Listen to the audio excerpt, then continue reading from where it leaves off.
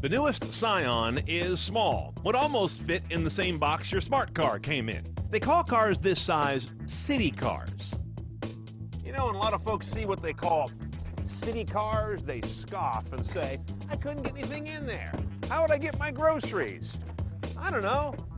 We did okay filling this one, and there's 3 more guys in there still. Let's go for a ride in the 2012 Scion IQ and check the tech.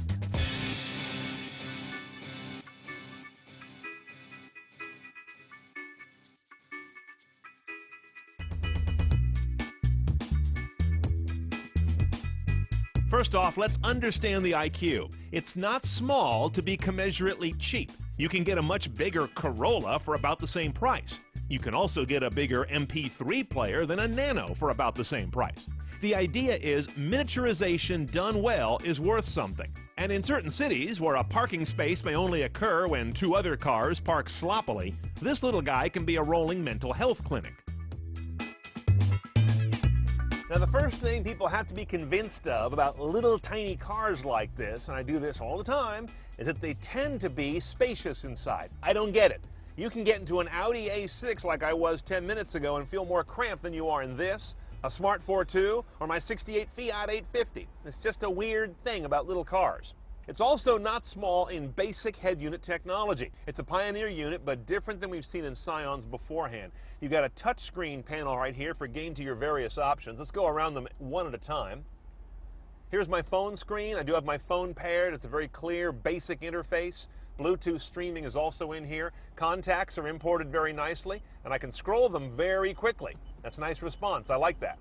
Okay, our sources are shown on this kind of needlessly tricky cover flow looking thing.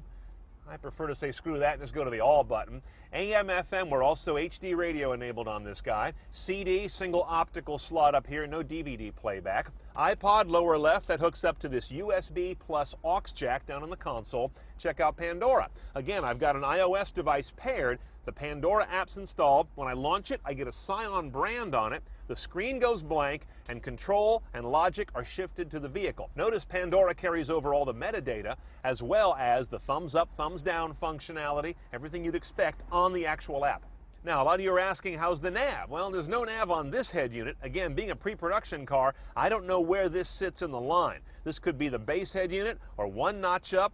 Have to wait till this is actually on showrooms and can be configured on their web buying guide. But so far, that's all I can tell you right now. You may want to make plans to bring your own nav device based on past Scion factory nav rigs we've seen.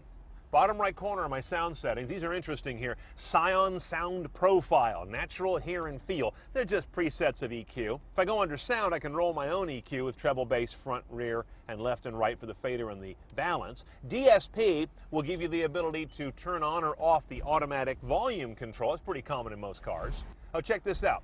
Under DSP, I like this. I've got the Advanced Sound Retriever. It's a Pioneer technology that tries to retrieve some of that lost detail in compressed sources. I really like using this on Bluetooth streaming because Bluetooth streaming sounds like hell. You can turn this on at 3 different levels, either not at all, low rate, or high rate.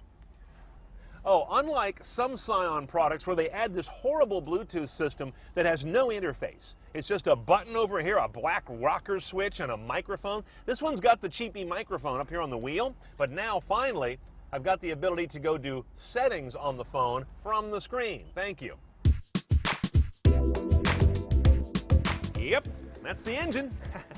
All this much of it. 1.3 liter inline 4, pressed up way by the nose here, side saddle front wheel drive. Nothing about this spells performance, it spells efficiency. You've got 94 horsepower, 89 foot-pounds of torque. Them's little numbers. But so is the weight of this car. It's about 2,000 pounds. When was the last time you had a car that only weighed a ton? 0 to 60? More than likely. And the MPG is 3637. And all of that gets done through a one-choice-only CVT, continuously variable transmission. And there's electric power steering on this guy, which is part of how they bring up the MPG. So no hydraulic pump to run it. It's an electric motor that gives you that assist. The IQ has much the same high-top sneaker look as a Smart 4.2, just kind of ballsier. And it's 14 critical inches longer, making it just big enough to look weird on a shelf at Toys R Us. Oh, and when getting in or out of the back of one of these, do it on the passenger side. That seat slides farther forward. so you're less likely to turn an IQ into an I full.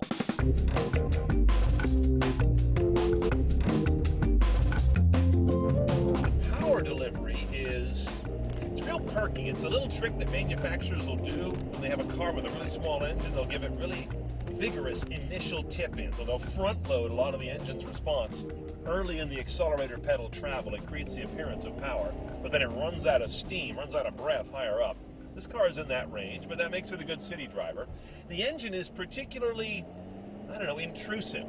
Unlike a Smart 4.2, the engine, of course, is in the front, the Smart 4.2 would be in the back. But I'm hearing a lot of, kind of unpleasant engine note. It's a $16,000 car, so I don't think it gets any demerits for that, but it doesn't sound as smooth as I'd like it to. The ride quality is quite good. It's a much more civilized car than a Smart 4.2 in everyday driving. Visibility is actually pretty good. It's funny, you get a blind spot not in the rear corner, but on the rear side, because you've got this huge panel over here between the porthole window and the backlight in the rear. And of course, our wheels on the rear are all the way pushed out to the end of the body. That will result in a lack of dampening weight, overhang on the rear that tends to give some cars a little bit of dampening against road jounce. In this car, you're going to hit something on the rear wheels, you're going to feel all of it, because nothing counterbalances it hanging past the axle line. Okay, let's price this little Scion IQ. It's a 2012 that's coming out in a rolling launch, beginning in October 2011 for the West Coast, and not wrapping up until March 2012 availability around the middle of the country. About $16,000 base. Inexpensive little car, of course. The options are still a little TBD in terms of teching it up from the factory, but of course that head unit's pretty hot. Mostly this car is a blank canvas. The idea is to get a Scion and do a lot of your own thing aftermarket. But generally speaking, we're looking at a new 45 added to the album that is Scion.